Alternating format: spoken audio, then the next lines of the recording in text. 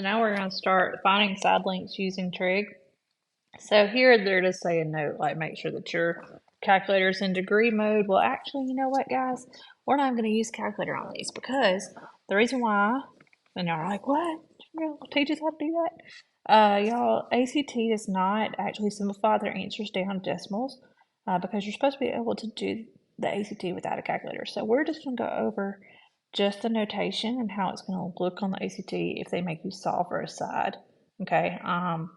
And then we'll go in, and as we do problems in class, we'll have to like figure out and put it actually in radian, not in degree, because we don't use degrees in AP Pre-Cal or AP Calculus at all. So right now, though, what's going to happen on these? These are always my notes for finding side links or finding angles. You want to figure out, you want to label, so label what you know and what they want you to find. Okay, want you to find. So basically you're going to enable like your which one is your given side and which one is the one they're asking for. Okay, so that basically is what we're doing. So the first thing I'm going to do is I'm going to look at the 28 degrees here that's on the inside. That is the angle that I'm given. So used to it was like angle A or angle B or angle C. Okay, that was the thing that we were labeling. But right now, according to this angle 28, I'm going to go ahead and just label him. That is the one we are staring at. Okay, then we're only going to label the things that already have something written on them. Okay, we're not going to go label that blank side. We're not going to pay attention to him at all. So according to 28, the x is all the way across. So that makes the x the opposite. Okay? Then you're going to go to the 19. So 19 here in this case is our hypotenuse. Okay? Now you ask yourself, okay, self, what trig function has opposite and hypotenuse together? Okay? So there's only one, actually there's two, because you could technically do its reciprocal, but we'll talk about that another day. We're not going to talk about that right now. So if you're talking about opposite and hypotenuse, that's just going to be sine. Okay, so we're going to wind up doing sine of, I'm going to put theta right now. That is a circle with a line through it. So sine is opposite over hypotenuse. Make sure you have it written down correctly first. Now, the circle with a line through is called a theta symbol. It's typically what you put right there. You can put an alpha, you can put a beta, you can put a star, you can put whatever you want to right there. It's just a placeholder for the angle measurement. So right now, the angle measurement is 28 degrees. Okay, now again, we're not using our calculator. We're just plugging everything in where it goes. Opposite is just going to be x. Okay, I'm going to swap up the colors to kind of show y'all what we're plugging in now. Okay, so I'm going to write down sine, and then remember, this is the baby, and 28 is going inside of that, equal to, the opposite is x over the hypotenuse is 19. Okay, from here, you want the x to be by itself, so you multiply the 19 on both sides. Now remember, the 19 is not going to multiply with that 28 at all, because this is saying sine of 28, not like sin 28. It's not sine, it's not multiplying by 28. The 28 is inside of the sine function. Okay, so when we actually solve this for x, your final answer at the end is simply just going to be x equals 19 sine of 28. Okay, and sometimes there's parentheses around the 28, sometimes there's not. But this is what would be on the ACT most likely for an answer, and we're just going to leave it like that. Okay, I know it looks ugly. If you want to type that in your calculator, you can, but you'll have to make sure it's in degree if you just really want a decimal to make sense of it. I know it says round to the nearest tenth. But right now, all we're doing is just going through how do you label them, how do you actually go plug in things, and how do you get x by itself. Okay, so let's go to number 5. So, number 5, let me make sure. Yeah. Okay. So, this one we are going to pick a different color. Okay. So, looking at 41. So, according to 41, the x is going to be our opposite, and the 32 is the adjacent. Okay. And I know I mentioned in the last video, make sure you know where opposite and adjacent go. Y'all, the number one mistake on any trig right triangle problem is kids always swap up the x. They swap up the opposite and the adjacent every single time, and then they don't realize that they did it and why they swapped it. So you just have to make sure that the angle is always touching the adjacent side and the opposite is always all the way across the triangle from that angle. Okay, so now we're asking ourselves, okay, self, what has adjacent and opposite together? Well, that is none other than just tangent. So it's going to be tangent of theta. Remember, that's my angle holder. And I'm just going to put opposite over adjacent. Okay. Now, if you want to say cotangent, you can do cotangent, but cotangent is adjacent over opposite because it is its reciprocal. Okay. But if you don't remember that, that is totally fine. We'll get into that later. Okay. So we have 41 degrees equal to the opposite here is x, and the adjacent is going to be 32. Now, same thing, you want to get x by itself, so we're going to multiply the 32 on both sides. Okay, remember, the 41 is the baby, so the 32 is just going to go on the outside. So you just get x equals 32 tangent of 41, and we're done with that problem. Okay, so hopefully that helps. All right, now, yeah, I'm going to try to do some of these, hit pause if you need to, and then we will continue these.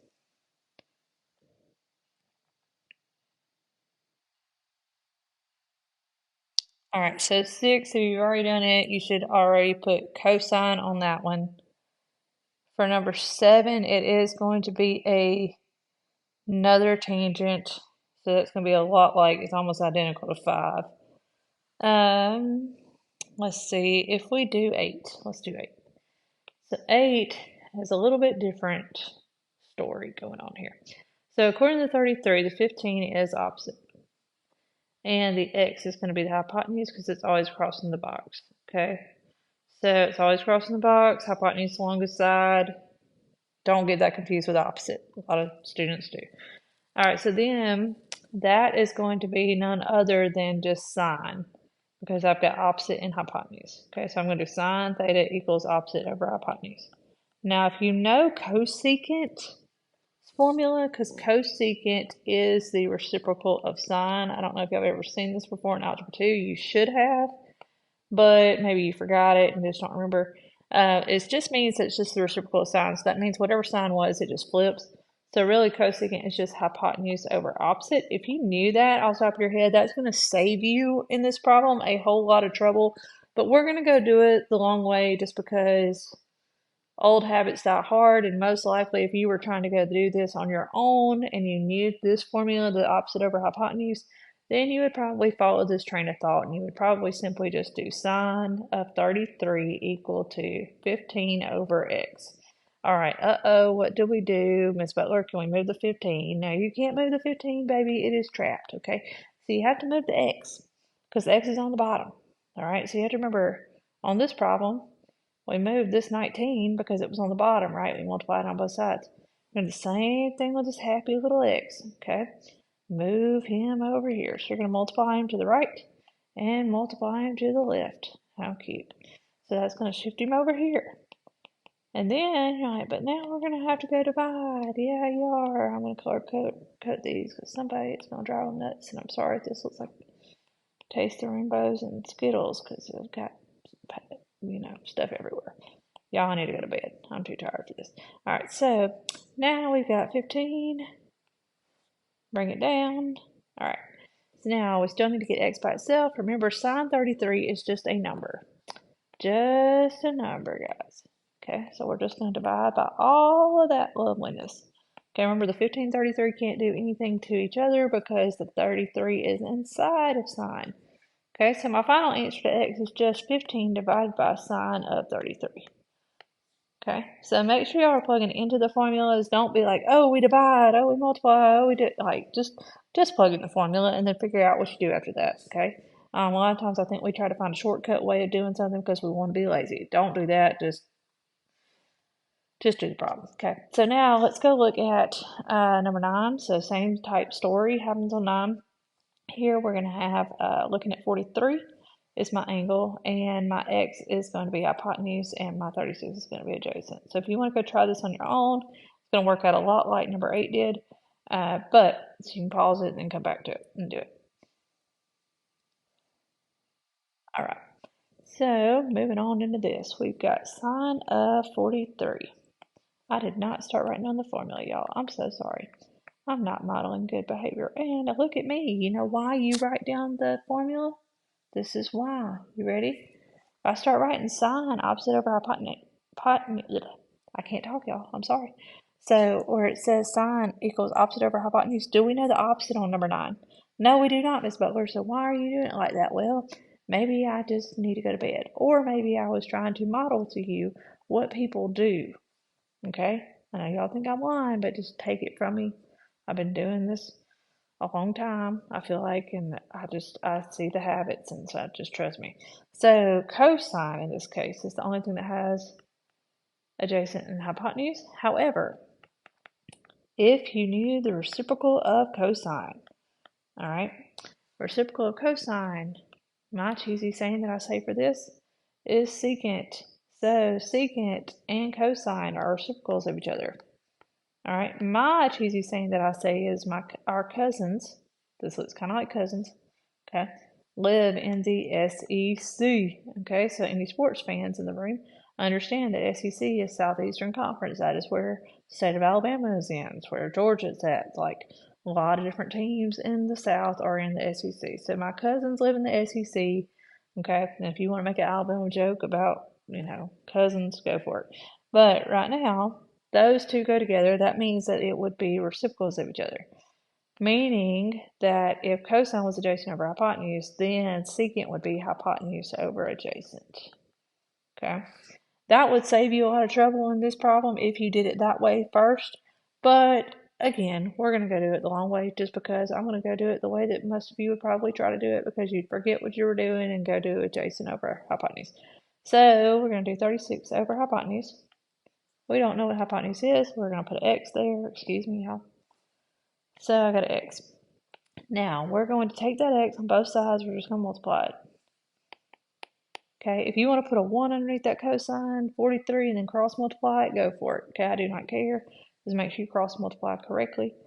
So I have X cosine of 43 equal to 36.